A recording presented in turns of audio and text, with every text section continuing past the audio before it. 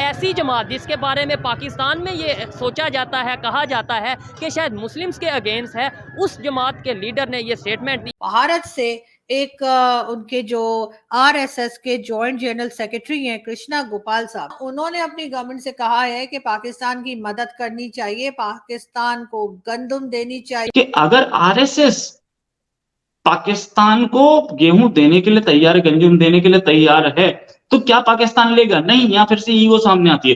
पाकिस्तान के इस मुश्किल वक्त में जब फूड क्राइसिस पाकिस्तान में चल रहे हैं, इंडिया पाकिस्तान की हेल्प कर सकता है। 25 से 50 लाख टन हमारे पास जो वीट है वो सरप्लस है, हम पाकिस्तान को दे सकते हैं, लेकिन पाकिस्तान ने इस हवाले से हमारे से बात नहीं की। Saudi Arabia is an exporter of wheat. आप ढूंढिएगा, सर्च मारिएगा, सऊदी अरेबिया के पानी नहीं होता था, आज सऊदी अरेबिया वीट, गेहूं, गंदुम एक्सपोर्ट कर रहा है, लेकिन उसने भी इस मुसीबत के टाइम पे पाकिस्तान को नहीं दिया।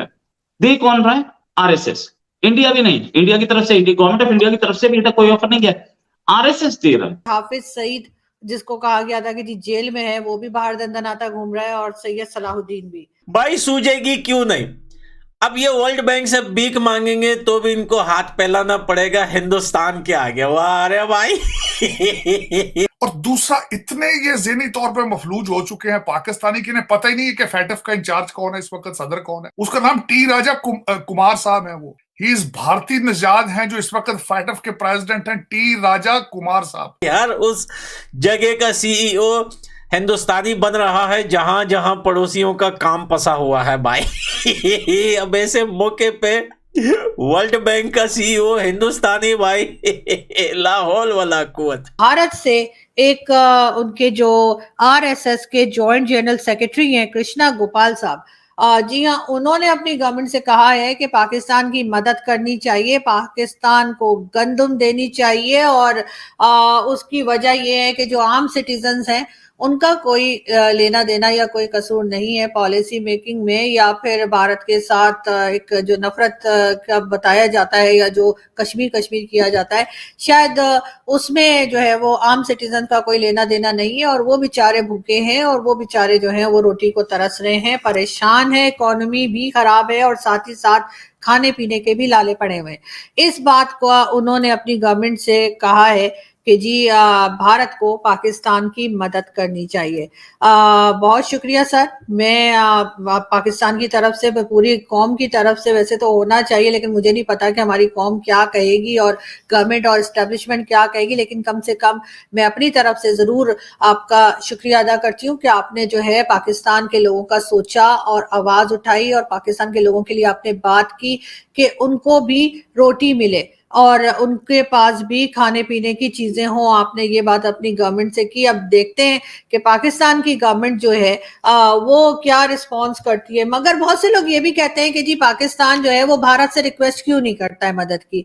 जी हाँ, उसकी रीजन यही है कि हम हमेशा से यही कहते आए हैं कि भारत हमारा दुश्मन है। ये और बात है कि अब हमारे यहाँ बहुत से लोगों को ये बात समझ आ गई है कि ऐसा कुछ नहीं है, और हमारी ही कुछ पॉलिसीज ऐसी रही हैं जिसकी वजह से ये चूरन बेचा गया कि भारत दुश्मनी चूरन चलाया गया। लेकिन प्रॉब्लम ये है कि जी हम जो है वो पूरी दुनिया से मांगेंगे, चाहे अमेरिका के पास जाएं, यूरोपियन कंट्रीज के पास जाएं, चाहे हम चाइना के पास जाएं, या गल्फ कंट्रीज को जो हमें मुंह नहीं लगाते, इस्लामिक कंट्रीज तो बिल्कुल मुंह नहीं लगाते, वो तो बिल्कुल हमें कहते हैं नो ना हबीबी निकलो।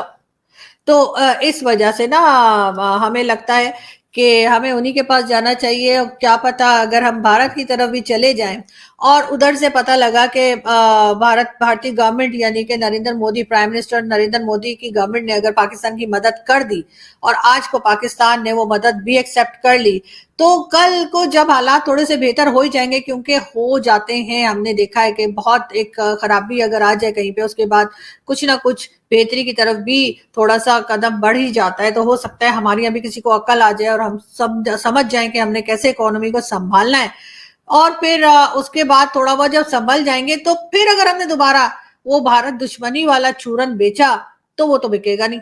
लोग कहेंगे लो अभी उस वक्त मुसीबत में पड़े हुए थे, तो वो भारतीय ही आए थे ना, इंडियंस ही आए थे जिन्होंने मदद की थी, जिन्होंने मुंह में रोटी डाली थी, या जिन्होंने जो है गेहूं और जिन्होंने सब्जियां या व्हाटएवर जो भी हमें चाहिए मेडिसिन वगैरह वो हमें दी थी। अगर हम ये सारी चीजें ले लेंगे उनसे इस वक्त जबकि हमारी हालत बहुत ज्यादा खराब है, तो फिर उस वक्त जब हालात कुछ सही हो जाएंगे और दोबारा जब वो चूरन हम नफरत वाला बेचने की कोशिश करेंगे, तो पब्लिक तो नहीं मानेगी, वो तो कहेगी जी ये पब्लिक है, सब जानती है। तो फिर उस वक्त क्या होगा? शायद यही सोचकर जो है गवर्नमेंट और पॉलिसी मेकर्स जो हैं वो पूरी दुनिया में कटोरा लेके घूम रहे हैं, लेकिन भारत की तरफ नहीं जा रहे, क्योंकि आगे जाके उनका भी यही ख्याल है, उनका यही इरादा होगा कि एक बार फिर जो है वो डिफेंस बजट के नाम पर और भारत दुश्मनी के नाम पर और कश्मीर के नाम पर जो पैसे घसीटे जाएंगे, जो पैसे पकड़े जाएंगे, जो पैसे वो लेंगे फंड्स अपने, उसमें कोई मुश्किल ना आ जाए। वरना तो होना तो यही चाहिए था कि हम भारत की तरफ जाते और ट्रेड ओपन करने की बात करते कि और कुछ ना सही चले, हमें फ्री में कुछ ना दें, लेकिन ट्रेड ओपन कर दें ताकि हम भारत से नजदीक से जो है वो कुछ सामान ले सकें, बजाय इसके कि दूर दूर की कंट्रीज में जाकर और वहां से शिपमेंट्स आए और सारा खर्चा जो है डबल ट्रिपल हो जाए। उसके बजाय अगर हम भारत से चीजें खरीद लें तो हमें शायद आसानी हो जाए।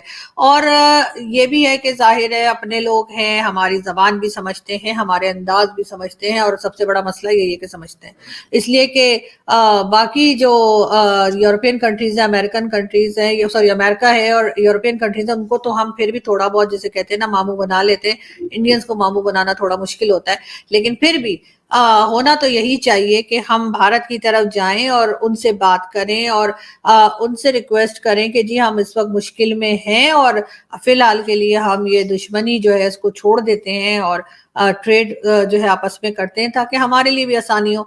मगर मेन इशू जो है जिसकी वजह से बात नहीं की जा रही, एक खास वजह ये भी है कि ये जितने पॉलिसी मेकर्स हैं, चाहे हमारे फौजी हो यानी कि ऊपर लेवल के जो होते हैं ना, जनरल वगैरह, बाजवा साहब वगैरह, वो दुबई शुबई में घूमते हैं जो, और या फिर जिनके आइलैंड वगैरह है कहा जाता है, चाहे वो हो जाए, चाहे पॉलिटिशियंस हों, चाहे हमारे ब्यूरोक्रेट्स हों, चाहे सरकारी एम्प्लॉयज हों जिनके बहुत ज्यादा जिनकी सैलरीज होती हैं, 4-4 गाड़ियों में घूमते हैं, उनके घर में खाने का कोई प्रॉब्लम नहीं है।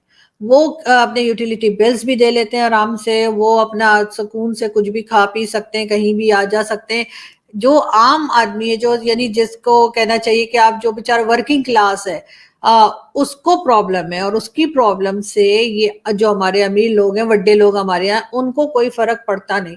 उनके घर में खाना बने ना बने, आम सिटीजन्स जो हैं जो के 9 to 5 जॉब करते हैं या किसी तरीके से पूरे महीने काम करके अपने घर में राशन डालते हैं, उनके घर में राशन है या नहीं है, उनके पास मेडिसिन है कि नहीं है, या उनकी जो भी प्रॉब्लम्स है, उस प्रॉब्लम से ये जो हमारे बड़े बड़े लीडर्स और बड़े बड़े एस्टैब्लिशमेंट के लोग और सब लोग हैं, उनका कोई लेना देना नहीं।